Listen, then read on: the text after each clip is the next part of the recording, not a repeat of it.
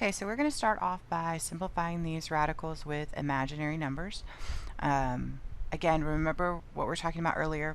When you're looking at this, what we basically have to do is break apart the real part and the imaginary part. So we could rewrite this as 81 times -1, and then we can actually break those two radicals apart.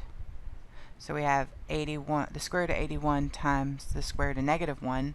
Well, we know what the square root of 81 is. We can do that. We know that that is 9. And then what we're doing is, instead of writing the square root of -1, we just basically take that and say we're going to use the letter I to represent that square root of -1. Again, it's just a representation. It's just a substitution. So we end up getting 9i. Now, obviously, we don't have to go through this whole process every time we do the square root of something. We can just say the square root of -81 is 9i, but I wanted you to see where everything was coming from. So let's look at the square root of -48. So it's not perfect, so we do need to break it apart. So we are going to break this apart. I'm going to use 4, so we got 4 and 12. We can break 4 apart to 2 times 2. We can break 12 to 3 times 4, and then again 4 is 2 times 2.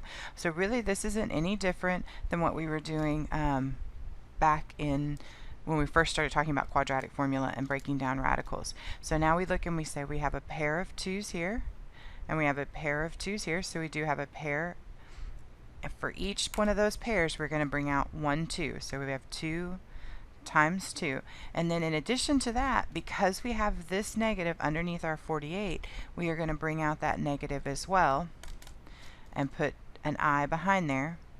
And then we have this 3 left underneath our radical, so we're going to keep that under our radical.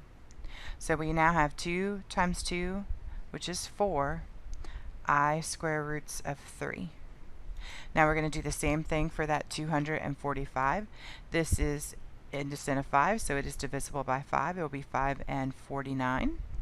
And again, break 49, that's 7 times 7. So we do have a pair of 7, so we've got a 7 coming out. In addition, again, because this is a negative number, we're also going to pull out that negative as the letter I. And then the only thing that we have left underneath our radical is that number 5. So the square root of -245 is 7i square roots of 5.